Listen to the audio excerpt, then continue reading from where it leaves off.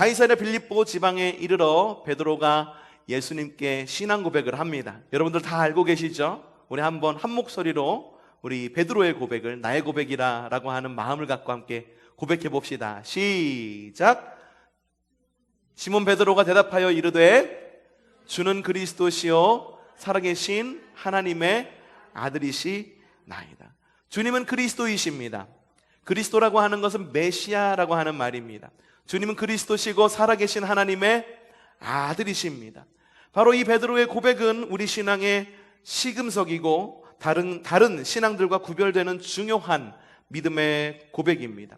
여러분, 예수님은 유일하신 분이십니다. 대안이 없으신 분이십니다. 그리고 한 분만으로 충분한 우리의 그리스도이시고 믿음의 기준이십니다. 세상에 그 무엇도 예수님의 자리를 대신할 수가 없습니다. 예수님이 우리 믿음의 확고한 반석이신 이유는 세상의 다른 신들과는 구별되는 다른 신적 능력, 매우 독특한 신적 능력이 있기 때문인데, 바로 인류의 죄를 위하여 죽으시고 부활하셨기 때문입니다. 세상에 그 어떤 신도 부활했다라고 하는 그런 간단한 신화나 이야기조차도 존재하지 않습니다. 우리 주님만이 실제로 십자가 위에서 죽으셨고, 우리 주님만이 실제로 십자가 위에서 부활하셨습니다. 여러분, 그걸 믿으십니까? 믿으시면 함께 아멘으로 대답해 주시기를 부탁드리겠습니다. 여러분의 믿음으로 아멘으로 고백하시기를 바랍니다. 주님께서 다시 사셨습니다. 주님께서 부활하셨습니다. 자, 오늘 말씀은 지난주 고린도전서의 말씀의 뒤를 이어서 고린도 교회를 향한 바울의 권면과 변증이 담겨져 있습니다. 지난주에 말씀드렸듯이 고린도 교회는요, 굉장히 많은 문제들이 있었던 문제의 백화점이었습니다. 없는 문제들이 없었던 곳이 바로 고린도 교회였었습니다. 이방신을 섬기는 문제, 또한 이방신을 섬기던 그들이 이방신에게 바쳤던 이 재물에 대해서 먹어야 되냐 말아야 되냐, 나는 채식하겠다 육식하겠다 금식하겠다, 이러한 다툼에서부터 결혼생활은 어떻게 해야 되는지, 성찬은 어떻게 해야 되는지, 은사는 어떻게 이해해야 되는지, 그래서 그런 것들 때문에 교회 내에서는 갈등이 끊이지 않았던 교회가 바로 고린도 교회였었습니다. 그래서 바울은 고린도 교회에 첫 편지를 보내게 되는데, 고린도 교회에 보내는 첫 편지, 여러분들이 가지고 있는 바로 고린도 전서라는 것입니다. 고린도 전서의 구성은요, 매우 독특합니다. 먼저 1장부터 12장까지는 고린도 교회의 여러 문제들을 이야기합니다. 야, 너희에게 이런 문제가 있었다라고 하는 이야기를 전해 들었어. 이런 문제도 있었다며. 아, 그렇구나, 이런 문제도 있었구나 라고 이야기를 하면서 그걸 갖다가 과연 그리스도 안에서 어떻게 조율하고 어떻게 해결해 나갈 건지에 대해서 조언을 아끼지 않습니다. 그리고 난 다음에 12장까지 그런 문제들을 이야기한 다음에 13장에 이르게 되는데, 13장 굉장히 유명한 말씀이죠. 고린도전서 13장 무슨 장입니까? 사랑장이죠. 사랑은 언제나 오래 참고, 사랑은 언제나 온유하며, 시기하지 아니하며, 질투하지 아니하고, 감싸주고, 기타 등등등등 말하면서 맨 마지막에 뭐라고 말합니까? 그런즉 믿음, 소망, 사랑, 이 세 가지는 항상 있을 것인데 그 중에 제일은 뭐다? 사랑이다라고 이야기를 하는 거예요. 야, 너희에게 이런 문제가 있었잖아. 이런 문제가 있었는데, 야, 그런 것 우리가 그리스도 안에서 좀 사랑으로 덮어줄 수 있지 않겠니? 라고 하면서 바울이 되묻고 있는 거예요. 그런 다음에 이어서 사랑에 대해서 이야기가 끝났으면 얼마나 아름다웠을까요? 다른 사람들도 그 사랑의 이야기만, 여기 이야기만 들었다고 한다면 모두가 다 호응하고 좋아할지도 몰랐을 거예요.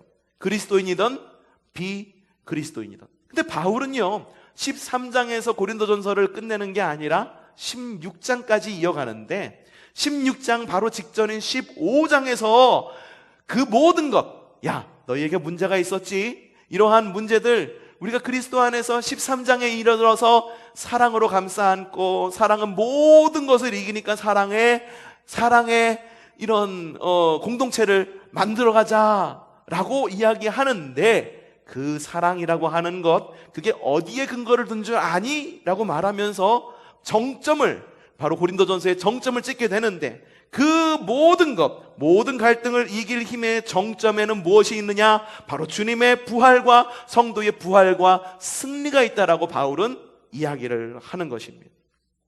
고린도 교회에는 앞서도 이야기했듯이 많은 문제들이 있었습니다. 그래서 바울이 이야기를 해요. 야, 좀 사랑으로 좀 덮어줘라. 그 중에 제일을, 좀 요즘에 뽕스럽게 부르는 게 유행이죠. 그래서 사랑이라 요즘에 이렇게 불러야지 사람들이 좋아한다라고 그래요. 그 중에 제일은 사랑이다라고 이야기를 하는데, 그 고린도 교회에 없었던 것이 사랑이었었어요. 사랑이 없었기 때문에 교인들이 그렇게 싸우고 힘들게 막 어려운 가운데, 상황 가운데 있었는데, 근데 바울이 봤을 때에 그 가운데에 가장 심각한 문제가 있었는데, 그 심각한 문제가 뭐였느냐? 그게 고린도전서 15장 12절에 나와 있습니다. 자, 한번 읽어보죠. 시작. 어찌하여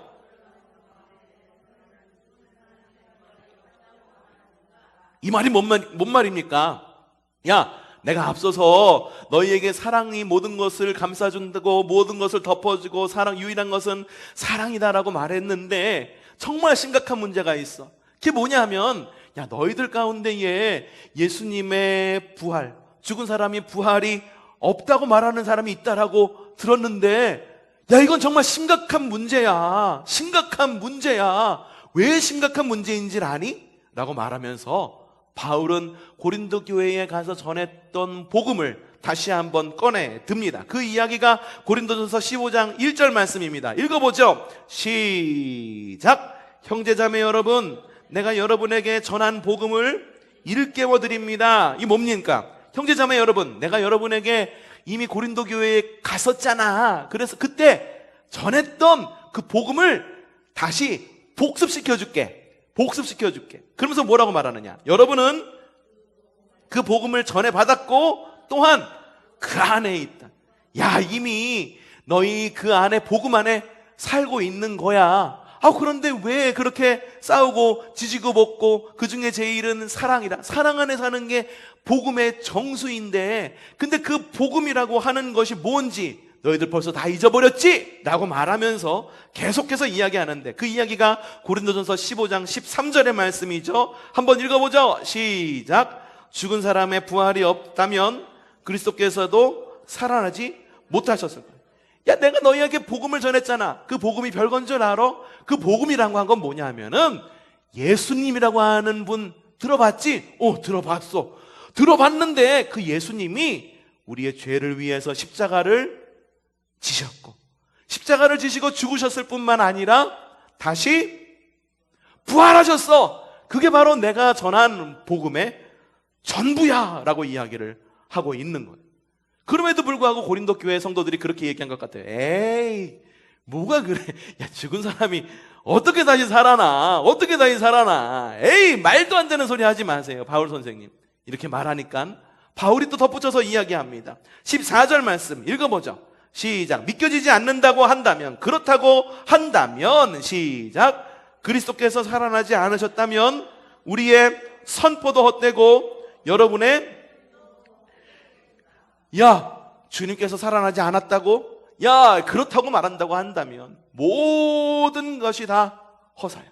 우리가 전하는 복음도 헛것이고, 그리고 너희들의 믿음도 헛것이야. 우리가 전하는 복음, 그리고 너희들이 가진 그 믿음, 모두가 다 어디에 근거해 있다? 예수 그리스도의 부활에 근거해 있다라고 하는, 그뿐인 줄 알아. 그러면서 또 덧붙여서 이야기합니다. 자, 19절 말씀 시작. 그리스도 안에서 우리가 바라는 것이 이 세상에만 해당되는 것이라면 우리는 모든 사람들 가운데에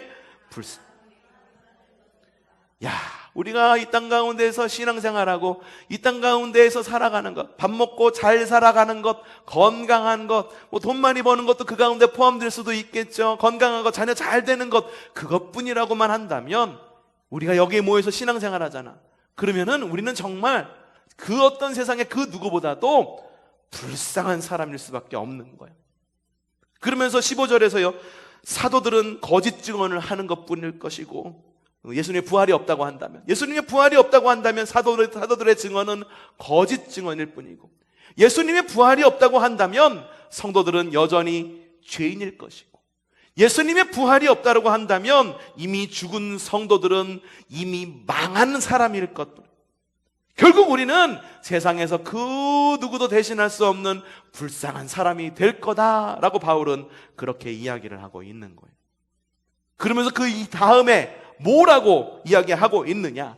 그러나 라고 말하면서 대반전이 이루어집니다. 대반전의 말씀을 한번 읽어보죠. 시작. 그러나 이제 죽은 사람들 가운데서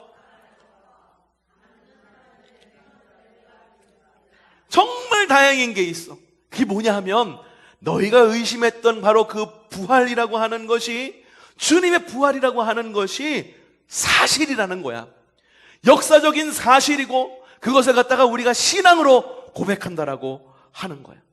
정말 다행이지 않아? 우리의 신앙은 헛것이 아니야. 우리의 교회 생활도 헛것이 아니야.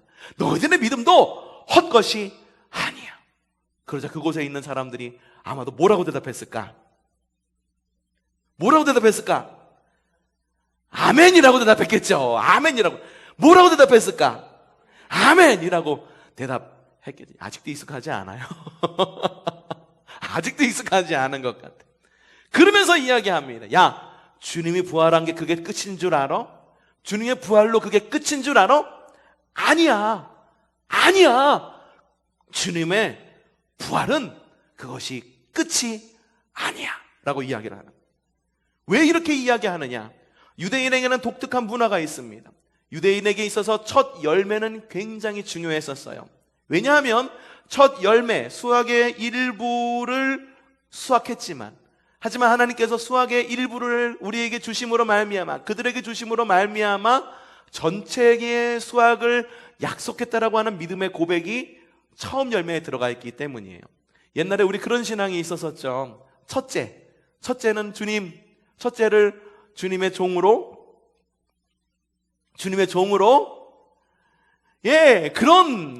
그런 믿음이 있었잖아요. 첫째에 대한 그런 믿음이 있었다라고 하는 거예요. 그래서 일부를 드림으로 전체를 감사하는 그런 독특한 문화가 있었어요.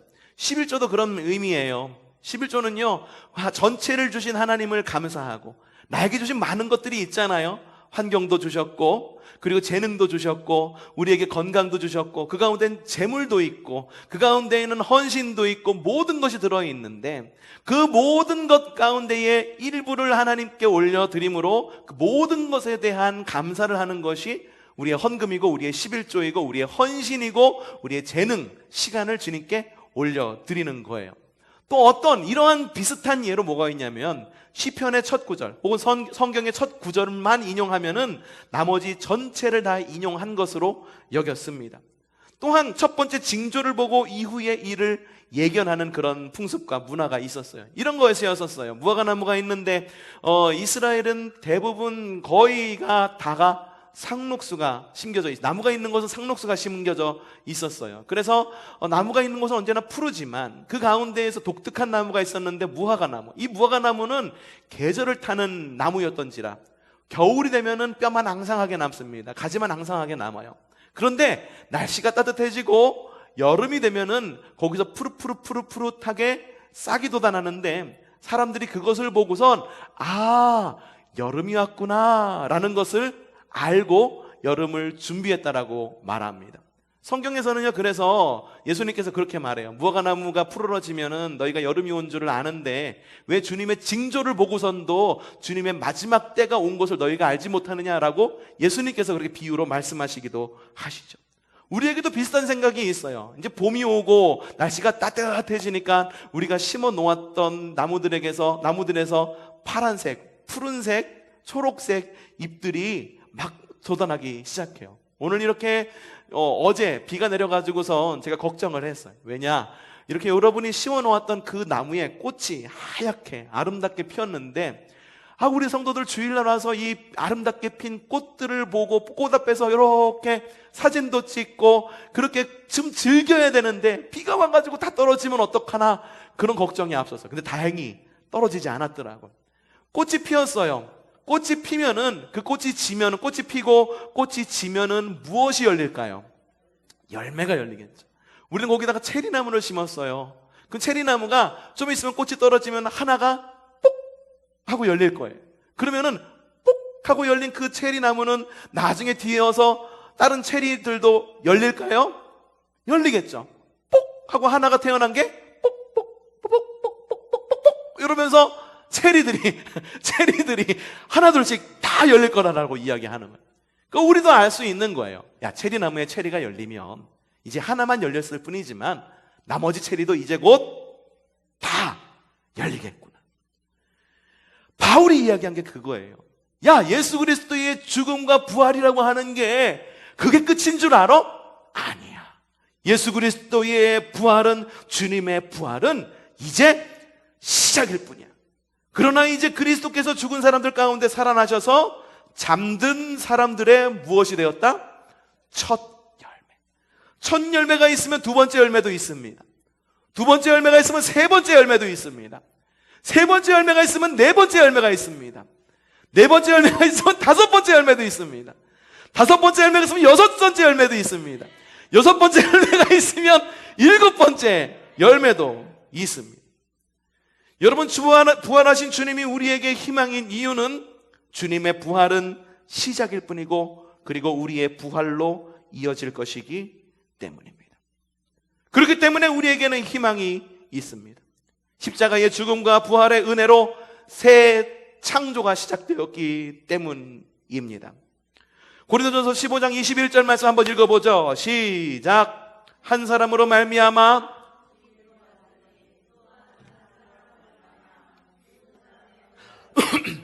이거 띄워주세요. 자, 한 사람으로 말미암아 무엇이 들어왔다? 죽음이 들어왔다. 또 한 사람으로 말미암아 죽은 사람의 무엇도 들어왔다? 부활도 들어왔다. 앞에 있는 한 사람이란 뭘까요? 누구를 말하는 걸까요? 첫 사람을 말하는 거예요. 예수님으로 말미암아 죽음이 들어왔어요. 한 사람이라고 말하는 것은 첫 사람. 첫 사람이 누구였을까? 아담. 아담의 죄로 말미암아 죽음이 우리 가운데에 들어왔어요.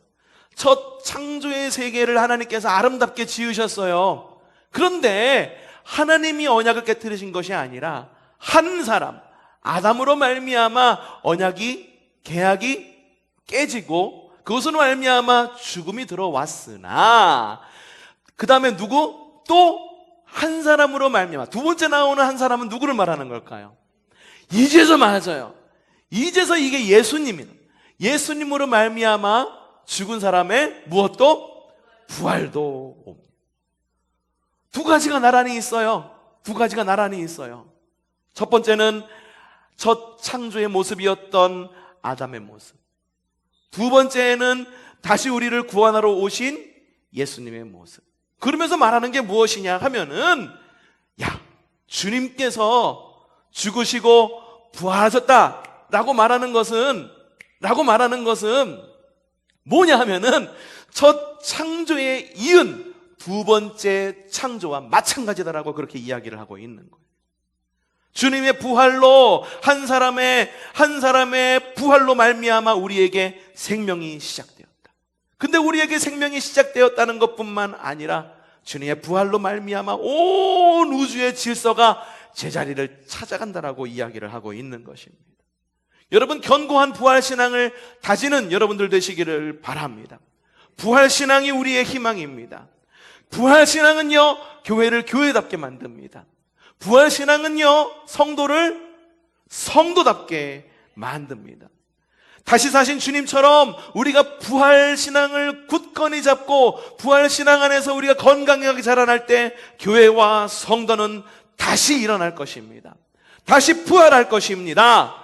그러니 부활신앙을 굳건히 잡는 여러분들 되시기를 바랍니다. 부활신앙이야말로 우리를 살리는 신앙입니다.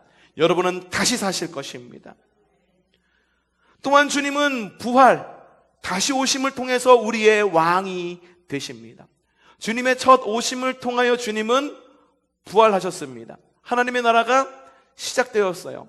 그 하나님의 나라는 언제 완성될 것이냐? 바로 주님께서 이 땅 가운데에 다시 오실 때, 주님께서 이 땅 가운데 다시 오실 때에 무덤 속에 잠자던 자 그때 다시 일어나 영화로운 부활 승리 얻으리. 주 예수님의 부활은 초림으로 말미암아 성도들의 부활로 이어지고, 성도들의 부활은 예수님께서 다시 오실 때 성도들은 부활할 것이고, 그런 다음에 예수님께서는 어떻게 되실 것이냐? 고린도전서 18장 28절 말씀이죠. 오늘 읽은 성경 말씀의 제일 끝 말씀이죠. 읽어보죠. 시작. 그러나 모든 것이 하나님께 굴복당할 그때가 언제입니까? 주님께서 이 땅 가운데에 다시 오실 때, 그때에는 읽어봅시다. 시작. 아들까지도 모든 것을 자기에게 굴복시키신 분에게 굴복하실 것입니다. 그래서 하나님은 무엇이 만유의 주님이 되실 것이다라고 이야기를 하는 거예요. 예수님의 초림의 부활로 말미암아 성도들은 부활할 것이고, 예수님의 재림 때에 성도들은 부활할 것이고, 바로 그때에 우리보다 먼저 돌아가신 부모님들, 먼저 돌아가신 우리의 가족들, 친구들, 아름다운 부활의 모습으로 다시 만날 수 있겠죠. 그때에는 어떤 모습으로 우리가 부활할까? 예수님께서 부활하신 그 모습을 보면 대략 짐작할 수 있는데, 우리의 어떤 육신의 모습도 가지고 있지만 영적인 모습도 가지고 있는 매우 신비로운 부활의 모습으로, 가장 아름다운 때의 모습으로 다시 만날 줄로 믿습니다. 근데 그렇게 부활할 뿐만 아니라 부활하신 성도들과의 부활하신 성도들과의 언약이 이미 우리에게 주어졌는데, 우리를 다시 살게 하시겠다, 그리고 질서를 다시 회복하겠다, 그러면서 하나님은 우리 하나님이 되고 우리는 하나님의 백성이 되는 거예요. 이건 주님의 언약이에요. 근데 언약이라고 말하는 건 곧 약속인데, 이 언약이라고 말하는 약속은 일반적인 약속과는 다릅니다. 이미 여러분에게 한 지지난주를 통해서 한 2번 정도 이야기한 적이 있어요. 주님과의 약속인 언약은 일반적인 약속과는 다릅니다. 학습적인 관계가 아니라 경험적인 관계가 바로 주님과의 언약의 관계예요. 이게 무슨 말일까? 내가 누군가의 관계를 배워서 이룬 관계가 아니라고 하는 거예요. 야, 누구 있는데 그 누구 알아. 알긴 아는데 전화번호만 알아. 혹은 TV를 통해서만 알아. 이건 학습을 통한 관계예요. 여러분들 그 유명한 요즘에 트로트 가수 미스터 트롯에 나오는 누가 유명해요? 예, 제가 지난번에 이 설교 똑같이 했었었는데 그때 제가 그렇게 얘기했었어요. 그때 다들 조용했었거든요. 금요일이었나 그랬을 거예요. 그래서 최문장 원사님 나왔으면 이명웅이라고 크게 얘기했을 때, 그렇지 아니나 다를까 최문장 원사님 딱 미스터 트롯 하니까 이명웅 딱 나오잖아. 이명웅이 있어. 이명웅 여러분들 잘 아시죠? 어떻게 잘 알아? 개인적으로 막 연락해요? 전화하면은 막 전화 받아주고, 그래 문자씨 안녕하세요 전화도 받아주고 막 그래요? 아니죠. 이게 뭔지 아십니까? 학습적인 관계, 그냥 아는 거예요. 근데 하나님과의 언약은 그런 관계가 아니다라고 하는 거예요. 경험적인 관계가 뭐냐 하면은 이 땅에 남아있는 이 언약적인 경험적인 관계가 이 땅에 딱 하나가 남아있어. 모든 것이 다 파괴되고 딱 하나가 남아있는데, 그게 무슨 관계냐면 바로 부부의 관계예요. 부부의 관계. 그래서 부부의 관계를 갖다가 결혼식 할 때 뭐라고 이야기합니까? 사랑해? 제가 이야기를 갖다가 또 지난번에 했었는데 그때 제가 뭐라고 하냐면 사랑해 하니까 한쪽에서 미로 딱 나왔는데, 또 집에 들어가니까는 제 아내가 그러더라고요. 내 생각에 무슨 생각이 들었는지 알아? 그럼 무슨 생각? 사랑해 하니까 불시착 딱 이렇게 얘기를 하더라. 이게 뭐냐면은 사랑의 언약이라고 이야기하잖아요. 결혼을 그래서 사랑의 언약이라고 이야기를 하는 거예요. 그래서 부부의 관계는요, 언약적 관계예요. 언약적 관계. 여러분 남편, 아내 공부해서 하나요? 결혼할 때 공부하고 결혼하세요? 야, 그래, 우리 결혼 능력 시험을 한번 보자. 그래서 커트라인 이상이면 결혼하고 커트라인 이하면 결혼 안 하고, 그게 아니죠. 부부의 관계는 어디까지나 무슨 관계? 언약적인 관계, 경험적인 관계예요. 그 사람에 대해서 알아갈 때 그 사람을 경험합니다. 연애할 때 몰랐던 상대방의 모습을 결혼하고 나서 알게 되는 경우도 있고, 연애했을 때 서로 부딪혔던 것이 결혼을 하면서 서로 상쇄가 되어서 서로가 잘 맞아 들어가는 그런 부부들도 있습니다. 마치 우리 부부처럼. 우리 어쩜 이렇게 잘 맞는지 모르겠어. 우리 어쩌면 잘 맞는지. 쿵 하면 짝. 아유, 너무나도 잘 맞아. 근데 이런 언약적인 관계의 특징이 있어요. 뭐냐 하면은 상호적이고 독립적이에요. 독점적. 생각해 봅시다. 독점적이라고 하는 건 뭐냐면은 그 사람과 나만의 독점적인 관계라고 하는 거예요. 여러분 결혼했어요. 결혼을 했는데 남편 혹은 아내가 나를 사랑해 주는데 한 50% 너무 적다. 한 90%만 사랑하겠대. 90%만 사랑하겠대. 그리고 나머지 10%는 내가 아직 잊지 못한 첫사랑에게 마음을 둬도 되냐고 물어보는 거예요. 여러분, 이게 납득이 되세요? 안 되죠. 그래서 결혼의 관계, 언약적 관계, 그리고 경험에 의한 이 관계는 독점적이에요. 독점적.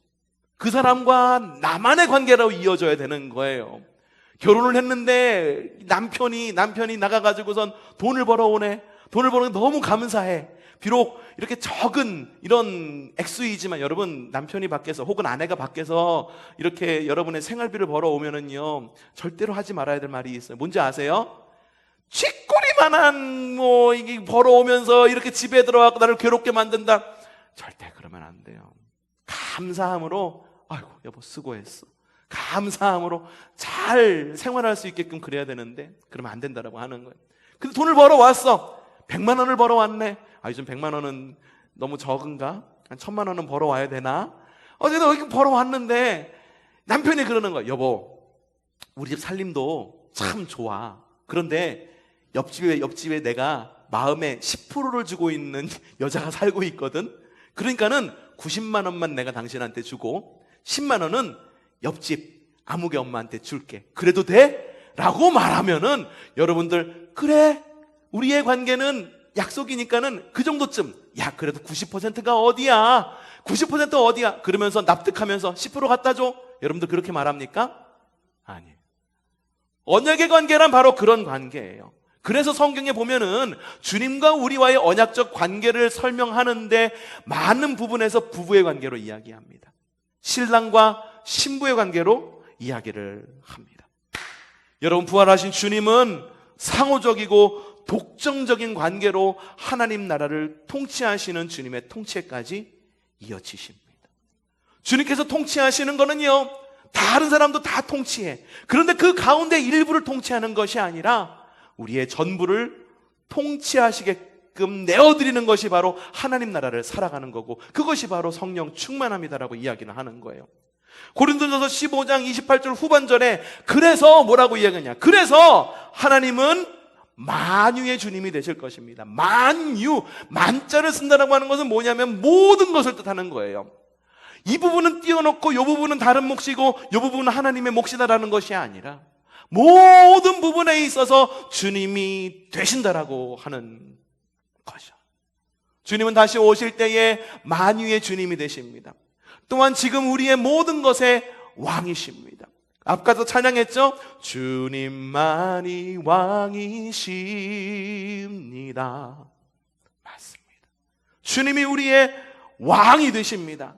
왕이 되심으로 인하여 우리와의 언약 관계 안에서 어떻게 그것을 갖다가 언약적인 관계를 어떻게 설명하고 있느냐, 이미 오래전에 예레미야서 31장 33절에 이렇게 적어 놓았어요. 한번 읽어보죠. 시작. 그러나 그 시절이 지난 뒤에, 지금 예레미야 선지자가 말하는 그 시절이라고 하는 것은 모든 포로 생활이 끝난 다음에 그들에게 오게 될 새 하늘과 새 땅 혹은 새 성전을 말하지만, 이 시절을 갖다가 우리에게 한번 번역한다고 한다면, 우리에게 이렇게 이야기한다고 한다면, 주님께서 우리에게 다시 오실 그때에는, 자, 계속해서 시작.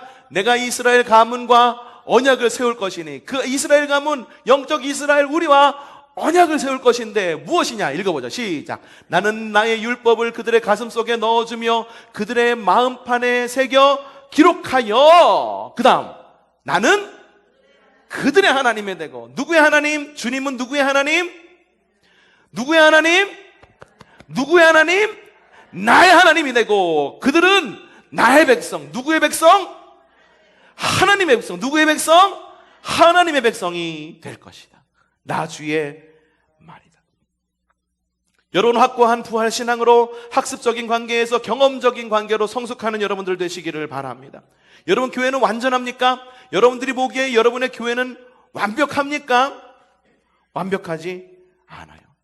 그럼에도 불구하고 우리가 십자가의 은혜를 알고 확고한 부활 신앙의 기초가 될 때, 그리고 주님이 우리의 삶 가운데 오셔서 우리의 왕이 되실 때 교회와 성도는 튼튼해집니다. 각종 문제들은 문제가 되지 않습니다. 고린도전서가 말하는 게 그거예요. 1장부터 12장까지 각종 문제들을 이야기하고, 그 문제들이 13장으로 이어져 가지고선 그 중에 제일은 사랑이다 라고 이야기하는데, 그 사랑의 정점이 무엇이냐, 그리고 그 우리가 왜 사랑해야 되는가, 사랑하는 그 이유는 바로 주님께서 우리를 위해 십자가를 지시고 죽으시고 그리고 사흘 만에 부활하셨기 때문이다라고 이야기를 하는 거예요. 여러분, 고린도전서 1장, 2장, 3장부터 14장을 넘어 15장까지 성숙하는 여러분들 되시기를 바랍니다. 그냥 서로 사랑하며 살아가는 것, 거기까지만 한다고 한다면 굳이 여러분 우리가 교회를 만들 필요 없어요. 그냥 좋은 공동체, 선한 공동체, 서로가 사랑하는 그런 믿음의 그런 사랑의 공동체만 만들면 되지. 굳이 우리가 교회를 만든 이유는, 교회가 세워진 이유는, 하나님께서 우리에게 교회를 허락하신 이유는 무엇이냐? 그 중에 제일은 사랑이지만, 그렇지만 그 사랑의 밑바탕에는 주님의 부활이 깔려 있기 때문이다. 기독교를 정의하는 다양한 단어들이 있습니다. 기독교는 사랑의 종교다, 평화의 종교다, 희생의 종교다, 소통의 종교다, 이렇게 많은 면에서 기독교를 정의합니다. 분명히 이것들은 기독교 그리고 예수님의 성품과 특징을 매우 잘 표현한 단어들이기도 합니다. 그래서 많은 사람들이 고린도전서 13장을 읽으면서 감동을 받습니다. 그래, 사랑은 그런 거지. 사랑은 오래 참는 거지. 사랑은 온유한 거지. 그래, 그 중에 제일은 사랑이다 라고 말하면서 감동을 받습니다. 또한 예수님의 십자가를 보며 도전을 받습니다. 그래, 예수님은 자기 희생을 통해서 남들을 구원한 사람이지, 사람을 구원한 사람이지. 그러면서 도전도 받습니다. 이거는요, 그리스도인뿐만 아니라 비그리스도인들도 마찬가지 생각이죠. 세상이 너무 뒤죽박죽이야. 세상이 너무 어지러워. 그러니까는 우리를 구원할 그 누군가가 필요해. 이건 그리스도인이나 비그리스도인이나 똑같이 생각합니다. 그런데 어느 순간 그리스도인과 비그리스도인은 서로 대립하게 됩니다. 비그리스도인은 그리스도인이 너무 소통하지 않는다라고 이야기하고, 그리스도인은 비그리스도인을 보고 야, 이것도 못 믿어 라고 말하면서 이야기를 합니다. 그 순간이 언제인지 아십니까? 바로 우리가 주님의 부활을 이야기할 때, 그리고 이 땅 가운데서 삶이 마지막이 돼서 죽음 이후에 주님께서 다시 오실 때에 성도가 부활할 것이라고 하는 부활의 신앙을 이야기할 때, 비그리스도인들은 우리에게 그렇게 반응합니다. 야, 뭔 허무맹랑한 소리야. 야, 뭐 그런 얘기가 어디 있어. 고린도전서 15장은 고린도전서의 클라이막스입니다. 각종 문제와 갈등들을 극복할 힘은 사랑. 그래, 그게 맞아. 하지만 그 근원이 뭔 줄 아니? 바로 예수님의 부활이라. 오늘의 말씀의 논지는 매우 명확합니다. 예수님의 부활이 없다라고 한다면 그 모든 것은 아무것도 의미가 없다. 예수님의 부활이 아니라고 한다면 우리 교회도 아무것도 아니에요. 예수님의 부활이 없다고 한다면 우리의 사역도 아무것도 아니에요. 예수님의 부활이 없다고 한다면 우리의 사랑도 아무것도 아니다. 많은 사람들이 중심 메시지, 예수님의 부활을 놓치고 겉으로 드러나는 것만 따르려고 합니다. 겉으로 드러나는 사랑만 이야기하려고 그래요. 겉으로 드러나는 평화만 이야기를 하려고 그래요. 그래서 언제나 따라오는 이야기가 있죠. 교회가 왜 이래? 교회가 왜 이래? 바울이 오늘 말씀을 통해 우리에게 묻는 요지가 바로 그것입니다. 부활이 없다고 한다면 그것이 의미하는 바가 무엇일지를 한번 생각해봐. 우리가 사랑하는 이유도 주님께서 부활하셨기 때문이고, 우리가 사역하는 이유도 주님께서 부활하셨기 때문이고, 우리가 이웃을 섬기는 이유도 주님께서 부활하셨기 때문입니다. 우리가 사랑하는 이유가 뭡니까? 바로 주님께서 우리를 위해 부활하셨기 때문입니다. 여러분의 삶 가운데에서 사랑과 평화를 이루어가는 여러분들 되시기를 바랍니다. 단, 왜 우리가 사랑과 평화를 이루어야 되는지에 대한 질문을 끊임없이 하는 여러분들 되시기를 바랍니다. 우리는 부활하신 주님의 이름으로 구원을 받았습니다.